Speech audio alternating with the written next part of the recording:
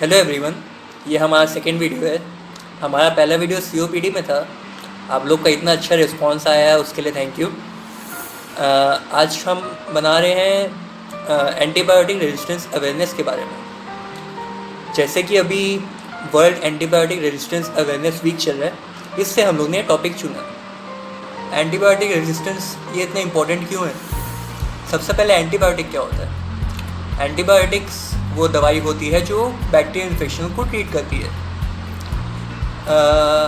तो antibiotic resistance क्या होता है? अब एंटीबायोटिक रेजिस्टेंस का ये मतलब होता है कि हर बैक्टीरियल इन्फेक्शन हर एंटीबायोटिक से ट्रीट नहीं हो पाता। अब ऐसा क्यों? आपको थोड़ा हिस्ट्री में लेके चलते हैं। सबसे पहला एंटीबायोटिक जो इन्वेंट हुआ था वो था पेनिसिलिन। पेनिसिलिन का इतना ओवर यूज़ किया गया कोई भी बैक्टीरियल इन्फेक्शन के लिए कि जो ऑर्गेनिज्म है, जो बैक्टीरिया जो पेनिसिलिन से मरता है, उसको पता चल गया कि पेनिसिलिन काम कैसे करता है। तो वो अपने आप को, अपना कैरेक्टर को चेंज करके वो दवाई का रेजिस्टेंट हो गया, वो उससे ट्रीट ही नहीं होता था। दूसरा एग्जांपल देता हूँ, ट्यूबरक्लोसिस का जो बैक्टीरिया होता है जिसका नाम होता है माइकोबैक्टीरियम ट्यूबरक्लोसिस। उसका बैक्टीरिया हम लोग ने अलग अलग ड्रग्स यूज़ किए टीबी को ठीक करने के लिए, तो ठीक हो गए। लेकिन एक ऐसा टाइम आया कि जो दवाइयाँ हम यूज़ कर रहे थे एंटीबायोटिक्स, वो काम करना बंद हो गई। ट्यूबरक्लोसिस ठीक ही नहीं हो रहा था। तो उसके लिए अलग कैटेगरी आ गई, जैसे कि multi drug resistant TB, extreme drug resistant TB. तो इसमें क्या करते थे, जो एंटीबायोटिक्स हम लोग यूज़ कर रहे थे वो तो कर ही रहे हैं, उसके साथ साथ हमको एडिशनल एंटीबायोटिक्स देनी पड़ रही है ताकि ये बीमारी ठीक हो सके। तो आप समझ सकते हैं कि जो ऑर्गेनिजम्स है वो कितने स्मार्ट होते हैं कि वो अपने फॉर्म को म्यूटेट कर लेते हैं ताकि वो दवाई से बच सके।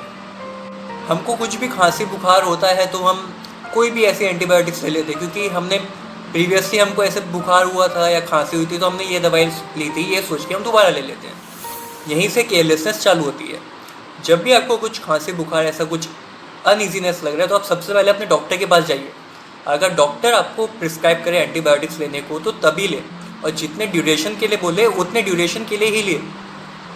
अगर ऐसे हर एक दवाई अगर रेजिस्टेंस पैदा कर लेगी, अगर वो काम करना बंद कर जाएगी, तो आप सोच सकते हैं हमारे सोसाइटी में डिजीज़ बर्डन कितना बढ़ जाएगा। लोग ठीक ही नहीं होंगे। और आपको पता है एक दवाई को बनाने के लिए, उसको अप्रूवल मिलने के लिए कम से कम 5 से 10 साल लगता है। FDA करके ऑर्गेनाइजेशन है, फूड एंड ड्रग एडमिनिस्ट्रेशन, एक दवाई को अप्रूव करने के लिए 5 से 10 साल उनको टाइम लगता है कि हाँ ये हम दवाई दे सकते हैं, इससे डिजीज़ ट्रीट हो सकती है। तो अगर इसका ऐसे दवाइयों का अगर ओवर यूज़ किया जाए, अगर दवाइयाँ काम नहीं करेगी, तो आप सोचिए कितने लोग अपनी बीमारी से ठीक ही नहीं हो पाएंगे। एंटीबायोटिक्स एक ब्रॉड ग्रुप ऑफ मेडिसिन में आता है जिसको हम कहते हैं एंटी माइक्रोबियल्स। माइक्रोब्स क्या होते हैं? माइक्रोब्स मतलब माइक्रो ऑर्गेनिज्म, जिसमें बैक्टीरिया, वायरस, फंगाई सब आते हैं। अभी सबसे कॉमन कोई माइक्रोब है जो हम बहुत बार सुनने में आ रहा है, वो कोरोना वायरस ही है। कोरोना वायरस एक वायरस है। अब इसमें हम लोग दवाइयाँ यूज़ कर रहे हैं, एंटीवायरस यूज़ कर रहे हैं, कितनी सारी दवाइयों का टेस्ट हो गया, लेकिन वो दवाइयाँ काम नहीं कर रही।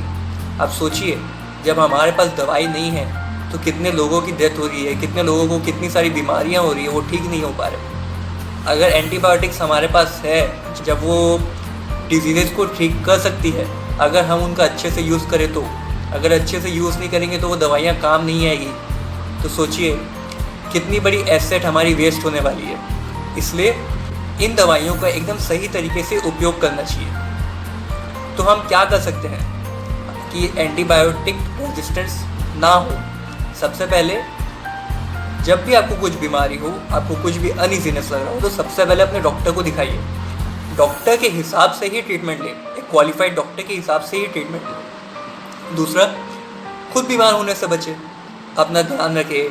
कोई बीमार है तो उसके ज़्यादा क्लोज कॉन्टैक्ट में ना रहे, अपना पर्सनल हाइजीन अच्छा रखें। ये छोटी छोटी चीज़ें ही तो सबसे ज़्यादा मैटर करती है। आपका कोई भी एक्शन आपको और सोसाइटी को बहुत इन्फ्लुएंस करता है। इसलिए act wisely and judiciously. Thank you.